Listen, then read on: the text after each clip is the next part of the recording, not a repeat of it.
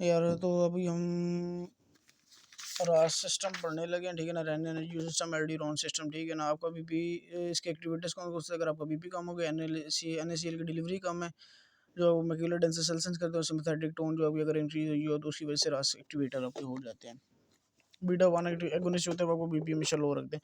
और रेनिन आपका सिक्रीट होता है जिस्ट्रोमेगुलर सेल्स इन रिस्पांस टू आपकी रीनल परफ्यूजन कम हो जाती है, रीनल परफ्यूजन का प्रेशर कम हो जाता है डिटेक्टेड बाय आर्टियोलर प्रेशर, और रीनल सिंपैथेटिक डिस्चार्ज जो होता है वो आपका इंक्रीज हो जाता है, और एनएसीएल की डिलीवरी जो कि मैक्यूलर सेल डेंस करते हैं वो कम हो जाती है, ठीक है।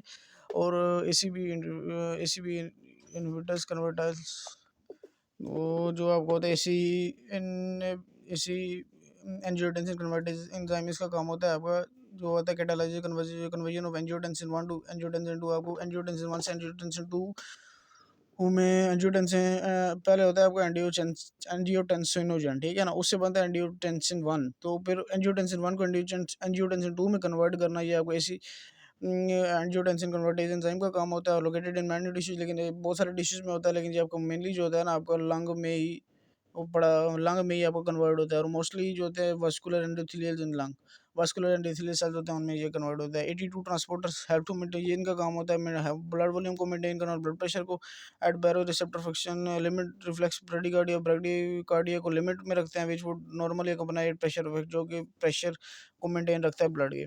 एएनपी और बीएनपी, ठीक है ना। एएनपी जो होता है एंटी नाइट्रिक जो होता है वो आपका आर्टरी से रिलीज होता है, और वेंट्रिकल से आपका बीएनपी रिलीज होता है। इन रिस्पॉन्स टू आपका जो होता है वॉल्यूम इंक्रीज होता है आपका, जो अगर ब्लड प्रेशर आपका हाई है तो वो उसको इनहिबिट, और रेनिन एंजियोटेंसिन एल्डोस्टेरोन को इनहिबिट करता है, रास सिस्टम को इनहिबिट करता है, और रिलैक्स मस्कुलर स्मूथ मसल भी है ये।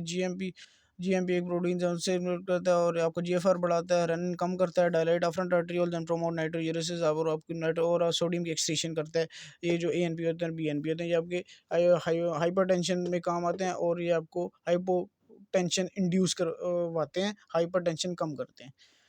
एडीएच वासोप्रेसिन जो होता है मेनली ये इसका काम होता है सीरम ऑस्मोलैरिटी को रेगुलेट करना, आपको जो होता है लो ब्लड वॉल्यूम स्टेट्स में रिस्पॉन्ड करता है, stimulate reabsorption of the water in collecting ducts, आपको जो reabsorption of water in collecting, आपकी रीअब्जॉर्प्शन होती है कलेक्टिंग डक्ट्स में वाटर की, और आपका जो होता है urea in collecting ducts minimize to कैप्टो यूरिया जो आपको कलेक्टिंग डक्ट्स में प्रेजेंट होता है NH3 की फॉर्म में, उसको भी आपको रीअब्जॉर्ब करता है, ताकि आपका जो मेटाबॉलिक एसिडोसिस और अल्कलोसिस का जो है ना वो मेंटेन रहे, आपका बैलेंस जो होता है। अगर वो H प्लस आयन ज़्यादा बन गए तो एसिडोसिस हो जाएगा, और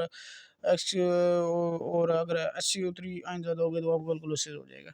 एल्डोस्टेरोन जो होते हैं प्राइमरी रेगुलेट ईसीएफ, आपको जो होते हैं एल्डोस्टेरोन जो होता है वो आपका एक्स्ट्रा सेलुलर फ्लूइड को रेगुलेट करता है, अन्य कंटेंट जो होता है उसको रिलीज करता है, रिलीज हाइपोवोलेमिक स्टेट, आपको हाइपोवोलेमिक स्टेट वो आपका जो होता है वो उसको इंक्रीज करता है, रिस्पॉन्ड टू हाइपरक्लेमिया, के प्लस एक्सक्रीशन आपकी इंक्रीज करता है, के प्लस एक्सक्रीशन क्लेमिया। और ये जो होता है ना मोस्टली, सॉरी गलत बताया, एल्डोस्टेरोन हाइपरक्लेमिया में रिस्पॉन्ड करता है, ठीक है ना, के प्लस एक्सक्रीशन करता है, और इसके एडवर्स इफेक्ट में हाइपोक्लेमिया आता है, ये चीज़ है। जस्टोग्लोमेरुलर apparatus जो होता है वो consist of messenger cells, JG cells, smooth muscle cell, afferent arteriole और मैक्युलर डेंसर सेल्स है। और NaCl sensor located at distal convoluted tubule, JG cell secretes xanin in response to decrease the renal blood pressure and increase the sympathetic tone। Macula densa cell sense NaCl, जब अगर NaCl कम हो जाएगा तो उसको macula densa cell sense करेंगे distal tubule में, और रेनिन को इंक्रीज करेंगे। इफरेंट आर्टियोल में वासो कंस्ट्रक्शन होगी और उसका जीएफआर इंक्रीज होगा। और जो मेसेंजियल सेल्स हैं वो आपके JG cells modified smooth muscle of artery arterioles होते हैं, जो मेसेंजियल सेल्स होते हैं, जक्सोग्लोमेरुलर सेल्स। और मैक्युलर डेंसर NaCl, अगर सोडियम क्लोराइड आपका कम हो जाए, ठीक है ना, तो उसको सेंस करने में मैक्युलर डेंसर आपको कम मदद करते हैं। जक्सोग्लोमेरुलर मेंटेन्स जेजीए जो आपका होता है वो आपका जीएफआर मेंटेन करता है, ये renin angiotensin system beta blocker आपका जो होता है बीपी लो करते हैं, ये बीपी लो करते हैं, कार्डियक आउटपुट लो करते हैं by inhibiting beta receptor of JGA, और आपका रेनिन रिलीज भी कम करते हैं। अब आगे किडनी हार्मोन फंक्शन, इरिथ्रोपोएटिन का क्या काम होता है, ये उस वक्त रिलीज होता है जब आपके इंटरस्टिशियल सेल प्री ट्यूबुलर आपको जब हाइपोक्सिया हो जाता है ना, तो उस वक्त ये आपके प्री ट्यूबुलर कैपिलरी बेड के इंटरस्टिशियल सेल में ये रिलीज़ होते हैं, और ये आपको stimulate the RBC proliferation in bone marrow, RBC की प्रोलिफरेशन बोन मैरो में करते हैं, administer for anaemia secondary chronic kidney disease. और ये आपको एसटीएन गैस में रिस्क इंक्रीज होता है।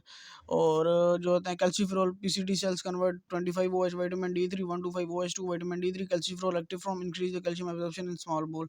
और आपका कैल्शियम एब्जॉर्प्शन जो होता है वो स्मॉल बोल में इंक्रीज हो जाता है, और इसमें जो ये कन्वर्जन होती है ये आपकी होती है prostaglandins paracrine secrete vasodilator afferent arterioles to increase the renal blood flow. NSAID blocks, NSAID जो होती हैं वो रीनल प्रोटेक्टिव प्रोस्टाग्लैंडिन सिंथेसिस को ब्लॉक कर देती हैं। Constriction of afferent arterial GFR आपका डिक्रीज होता है, इसकी वजह से आपका रीनल इंजरी हो सकती है स्मॉल बाउल में, क्योंकि कैल्शियम इंक्रीज होता है, ठीक है ना। आपकी इरेथ्रोपोइटिन जो होता है वो हाइपोक्सिया में स्टिमुलेट होता है। और जो आपकी अगर इरेथ्रोपोइटिन अगर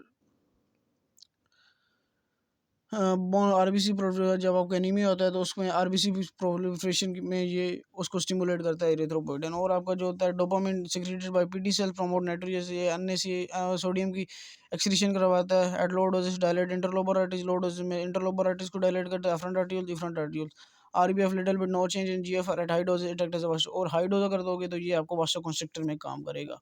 लो डोज में वासोडायलेटर, हाई डोज में वासोकंस्ट्रिक्टर इंटरलोबर आर्टरीज।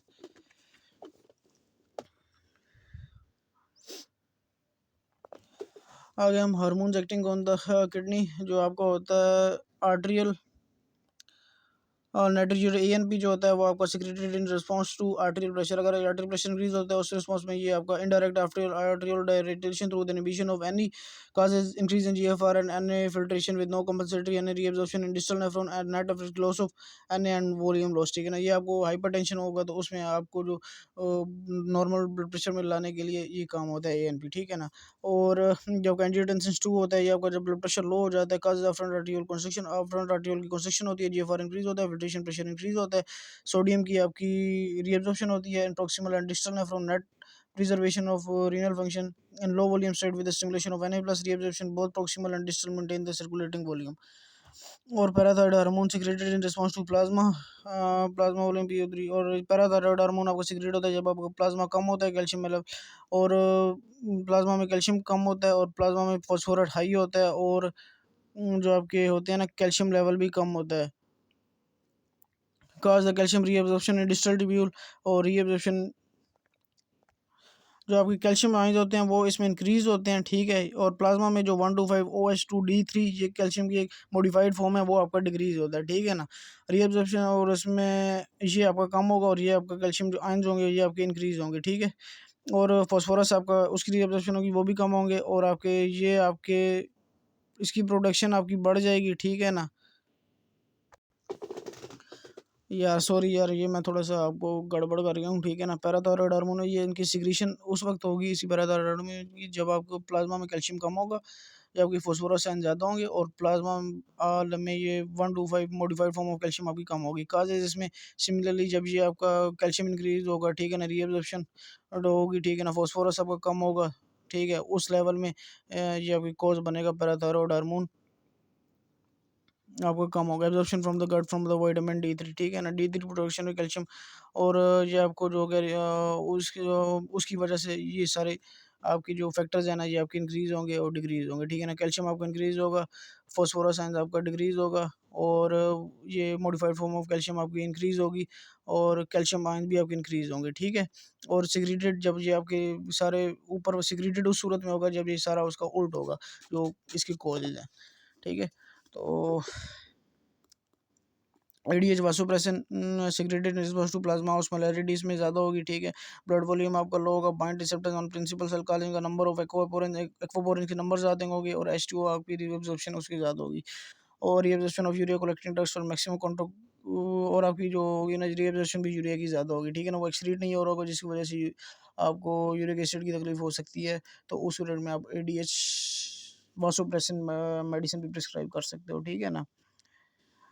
और टेस्टोस्टेरोन रहता है वो आपका ब्लड वॉल्यूम जब आपका डिक्रीज होगा, ठीक है, और प्लाज्मा लेवल की प्लस आपके इंक्रीज होंगे तो सोडियम भी इंक्रीज होंगे, तो उस सूरत में आपको और जो और के प्लस सिक्रीशन होगी और एच प्लस सिक्रीशन होगी जब आपके ना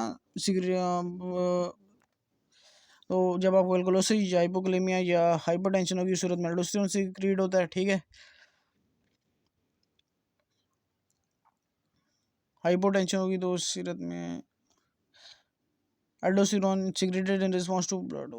यार ये भी थोड़ा गड़बड़ हो गया, ठीक है ना। एल्डोस्टेरोन आपको उस वक्त सीक्रेट होगा जब आपको ब्लड वॉल्यूम कम होगा 82 ट्रांसपोर्टर के थ्रू, और वो आपकी पोटेशियम लेवल ज़्यादा होंगे, ठीक है ना। और इसकी काजेज़ ये होंगी, आपका सोडियम लेवल ब्लड में ज़्यादा होगा, पोटेशियम की से आप पोटेशियम जो होगा वो आपका उसकी सिक्रीशन और एच प्लस की सिक्रीशन ज़्यादा होगी, ठीक है ना, एक्सीक्रीट नहीं हो रहे होंगे, और उसकी वजह से आपको हाइपरटेंशन और एसिडोसिस हो सकता है, ठीक है ना। उस कंडीशन में आप रास इनहिबिटर्स भी दे सकते हो, ठीक है ना, और ये चीज़ें भी दे सकते हो।